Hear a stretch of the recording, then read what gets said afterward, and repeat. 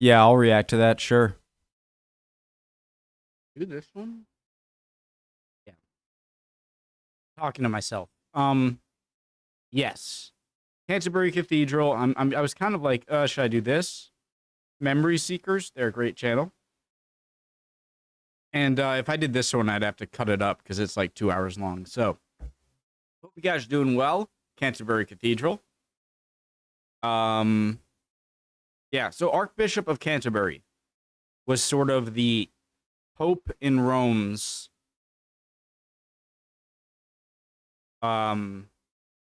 ambassador. Is that correct? Is that a fair description of what the Archbishop of Canterbury was? Just like the Pope's ambassador in that nation or country. Let's look at the cathedral, shall we? And this time we're going to see the cathedral that we missed on the last trip. So if you didn't see the last video with all of the different attractions that we've already covered, all the lovely old buildings, then maybe go and watch that first and then come back and join us for our tour of the cathedral. Shoot, should I listen to him there? And at the very all right, we'll do this one first and then that something one. very special. We're going to St. Martin's Church. We didn't see that last time either, so enjoy.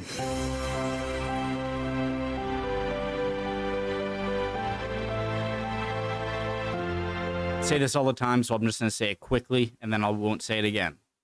What I would do if I had a time machine, I'd immediately, well, I think I'd go to see what Jesus's deal was. Like, what was he doing? I'm not religious though. But I would want to go and see shipbuilders before the introduction of steam engines and iron. To just see like the pinnacle of shipbuilding in the sail age, wooden ships, sails, and go during when they were building these amazing cathedrals without modern crane equipment. That's where I would go.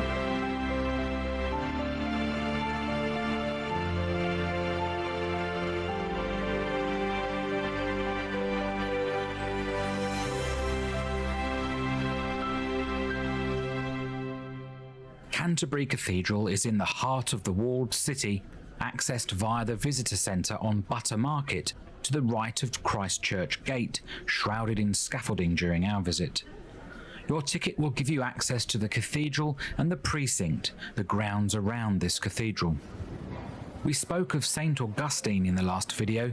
In 597 AD, he arrived in Kent from Rome, having been sent by Pope Gregory I, tasked with converting pagan Britain to Christianity.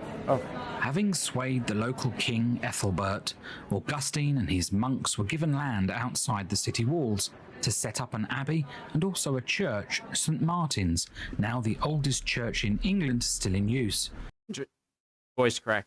Interesting how it started right there. So it wasn't as if the archbishop was sent from Rome when England was already sort of a little established, maybe not necessarily, but he was there from sort of the early days of converting people. Okay, that's a big new thing I learned. We'll see more of this later. Augustine became the first archbishop and established his seat within the city walls, building a cathedral. The current cathedral was built between 1070 and 1077 by the Normans following a major fire. Much larger and grander than before, Augustine's original foundations were found and lie under the nave. Let's enter the cathedral and start our walk in the nave.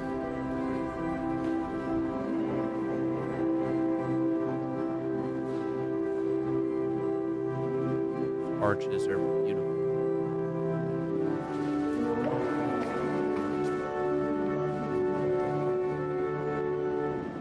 The nave is over 600 years old, designed by Henry Evely.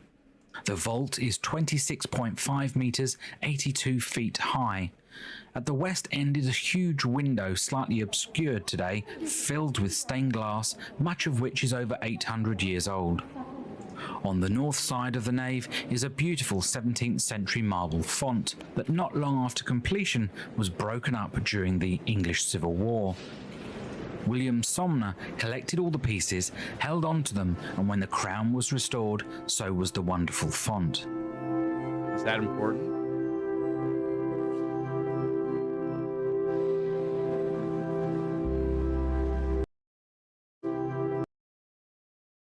They did a really job restoring it because I can't see any cracks.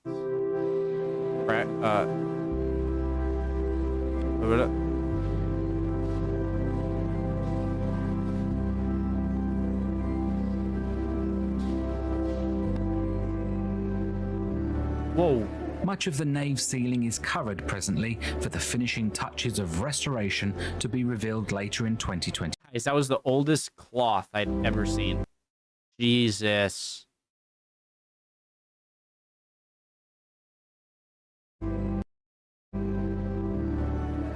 Much of the nave ceiling is covered presently for the finishing touches of restoration to be revealed later in 2022.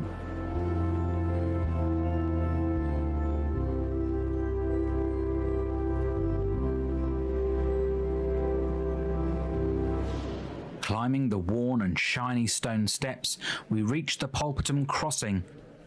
In front of us is a stone screen with intricately carved royal statues. Yeah, I saw this in the Queen's coronation. No, the Queen's funeral. Maybe both, and King Charles III's coronation. They have like a separation in the church, which seems like so I'm not like, this is one of the things that my parents grew up in sort of religious households. Hell, my dad was an altar boy, like at one point, right? So but me, my brother and sister weren't grown up very at all Christian. I remember going to church really early on. And I think me and my sister were like messing around too much that my parents just had to like take us out or something. Or I don't know. But so I don't know like any of the meaning of this stuff in church that a lot of people who might not have studied theology or church stuff, but went there as a kid will just know automatically. And so why is there a barrier in between two parts of the church? Before the screen with intricately carved royal statues. Before the Civil War, this would have been the site of the 12 apostles, but they were destroyed. Well, look straight up inside the Bell Harry Tower and the wonderful detail here. This tower was one of the last major additions to the cathedral in the late 1400s. Seen here from outside, it's actually made from nearly 500,000 bricks and only faced with stone.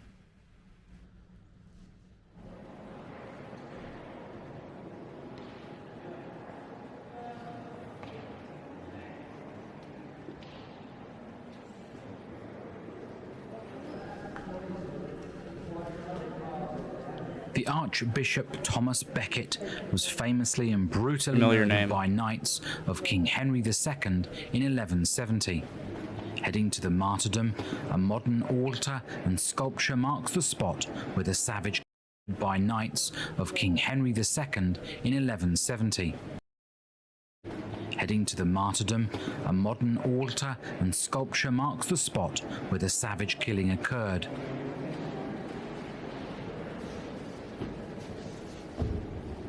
Opposite the memorial is the Thomas More? Door from the cloisters where the knights entered the cathedral. The Pope made Becket a saint within 3 years, and miracles are said to have occurred here. Canterbury became one of the great pilgrimage centres of medieval Europe, and shaped the city and the cathedral for centuries to come.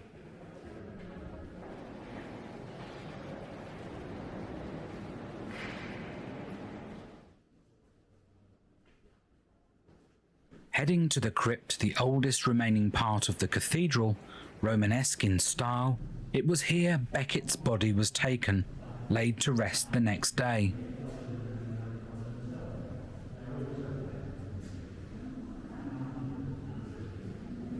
A recent sculpture by Anthony Gormley, made from iron nails from the roof, outlines a floating body above the site of St. Thomas's first tomb. Looks like a torture device.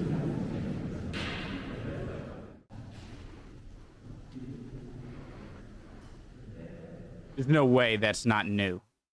Stop it.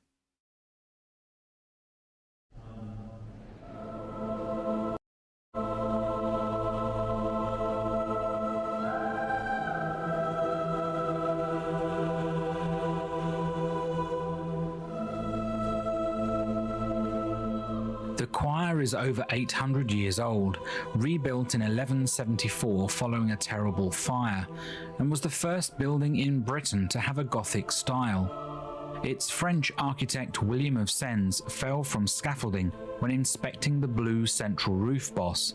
The building work was finished by his young assistant, who was known as William the Englishman. The choir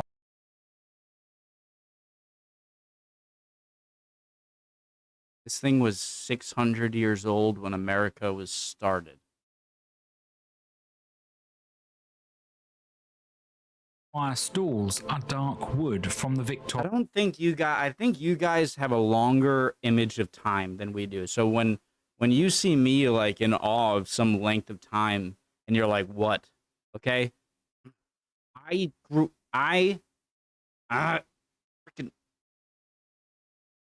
You grew up in a place. Stop. Forget it. Victorian period.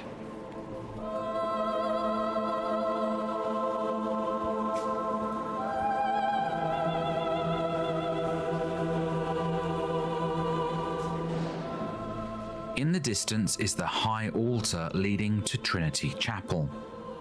Notice the Archbishop's chair, known as St. Augustine's chair. Oh my God. Known as St. Augustine. Look at this. That beautiful, whatever it is, like Byzantine style. Augustine's chair.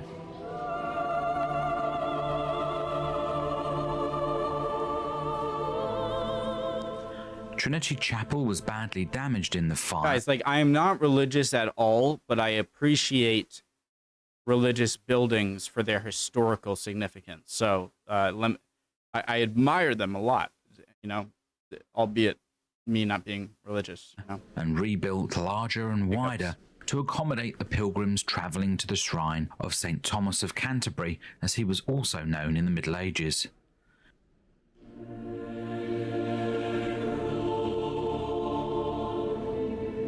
Need to In 1220, his shrine was moved from the crypt directly below here into Trinity Chapel, with the ever-burning candle marking the spot. The shrine would have been marble, upon it the golden casket in which Becket's remains had been moved to. Pilgrims described it as one of the most richly decorated and bejewelled shrines in all of Europe. Above it, a wooden box which was lowered and locked when the shrine was not in use to prevent thefts. Nothing remains today, as Henry VIII declared Becket a traitor to his king, having the jewelled shrine removed and Becket's bones burnt. A large ruby was kept by Henry, worn on a thumb ring.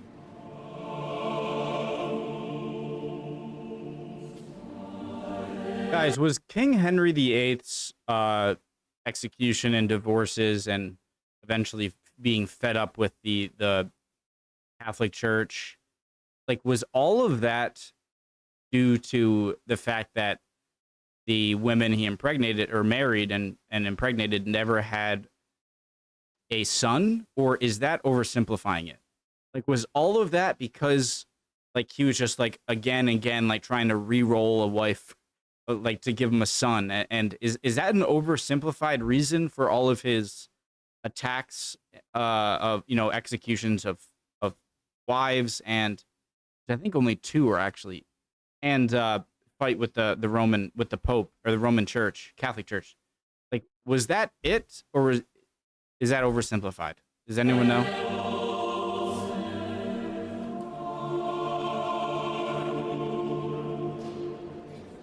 Other notable burials in the chapel include Edward of Woodstock, the Black Prince as he was known, and the only king buried here, Henry VII, and his wife, Joan of Navarre.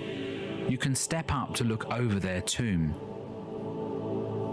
Where are they buried? Like right under that or below? In the tomb, I'm guessing.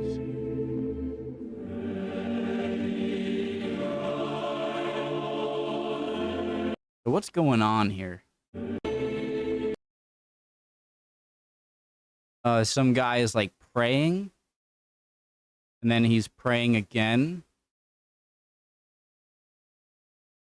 Is this guy dead? And he's...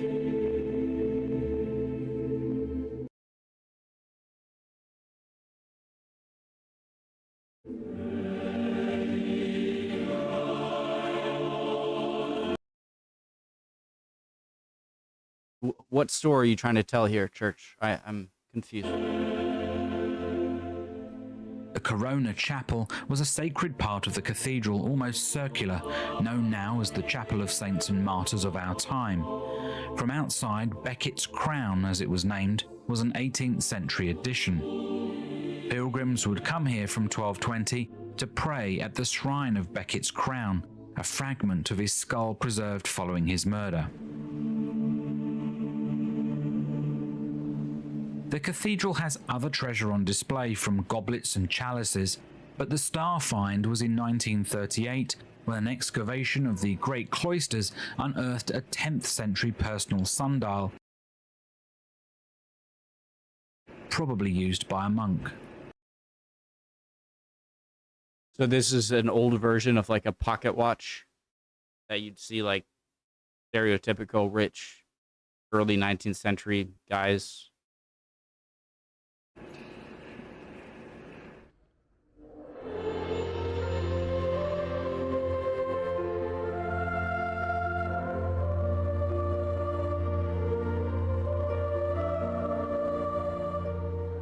Now let's take a look around some of the precinct, the grounds around the cathedral.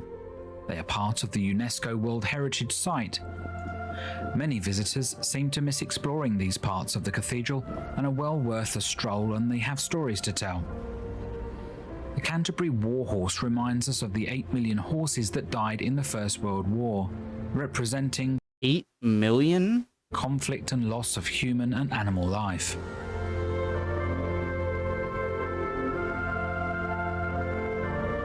$8 million. I guess it makes sense.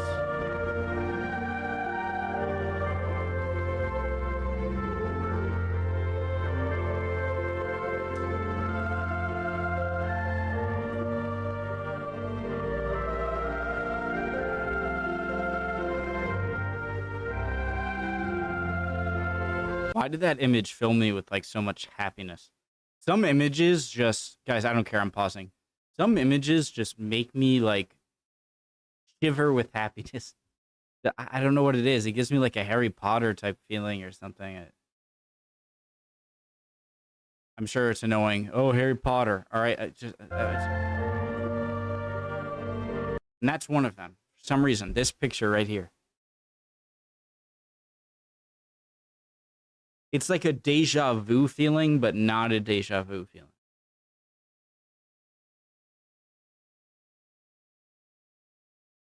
I don't know. It just makes me feel happy. I don't get it. I don't know. Kind of like the tiltedness of the window and the fragmented metal bars, and then the old style building with the grass outside. I guess it makes me feel, just know that like people aren't perfect. They built this thing in the long past, and this is what they made. I don't know. It makes me feel happy. All I can say. Good grass, by the way. Passing through what's called the Dark Entry, we arrive at Green Court, in the vicinity of the King's School. Head over to the north corner and the Norman Staircase. Built in 1100 by the Normans, it's the oldest structure in the precinct. The staircase was part of the Poor Pilgrims' Hall that served as a shelter for pilgrims. Today it's part of the King's School.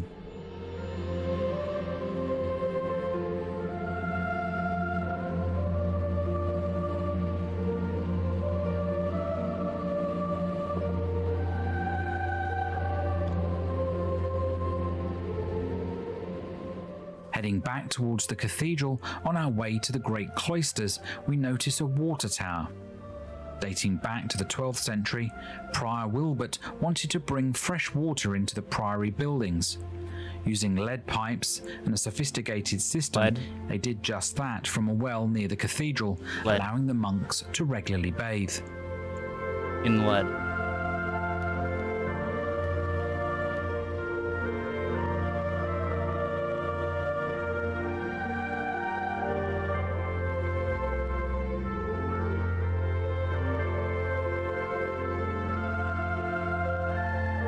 Where, like, if I ever when I go back to England and anyone is with me of you, like, you're going to be so strange when I just, like, stop and stare and smile at something. And you're going to be like, what the hell are you looking at? And I'm like, I don't know, but it's awesome. It's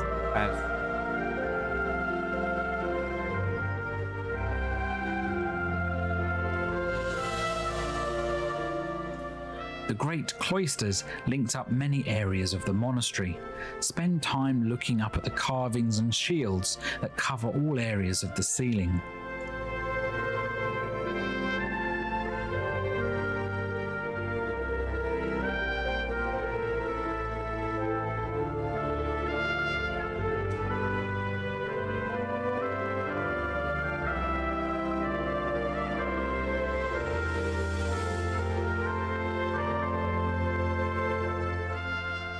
A door off the cloisters leads you to the largest chapter house in England. What is a chapter house? It's a separate building. It would have been used by the monks to assemble daily to discuss day-to-day activities and read a chapter from their Benedictine rule. Imagine your entire life is just around, like, one book. Just memorizing it, talking about it, worshiping. Each their own.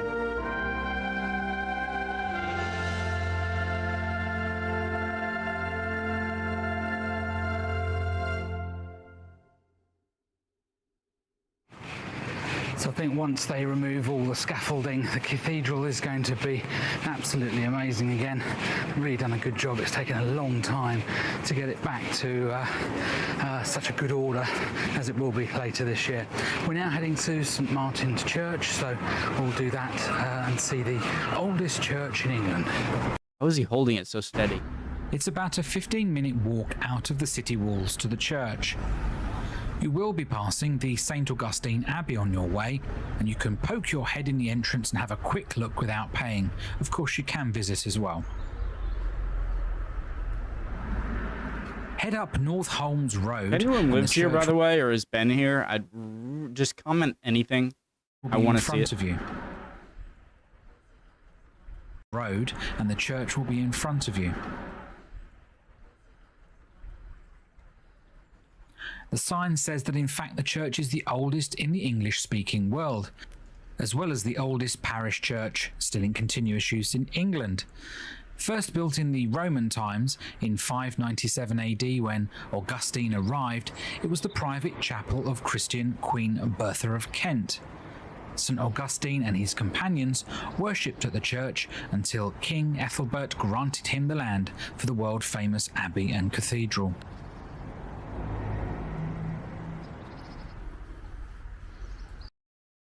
Kent, Augustine, first built in the Roman times in 597 AD when Augustine arrived, it was the private chapel of Christian Queen Bertha of Kent. St Augustine and his companions worshipped at the church until King Ethelbert granted him the land for the world-famous abbey and cathedral. Wait, so was this built in 597? Or did they destroy it and then rebuild it in, like, Ethelred's time?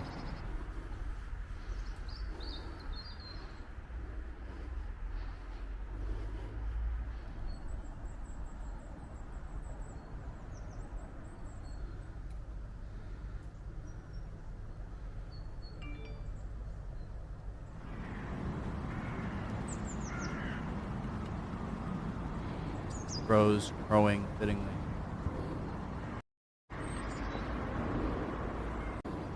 Here's another one. Love it.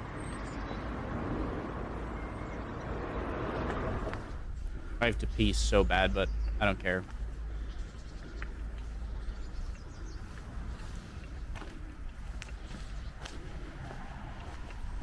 Well, we hope you've enjoyed our tour of the cathedral and St Martin's Church. If you haven't seen our other video on the fascinating history and attractions here in Canterbury, then do click on the link at the end and carry on watching. We would love you to hit subscribe as well as give us a like. Thanks for watching and see you again. Fantastic. I gotta watch this. Church.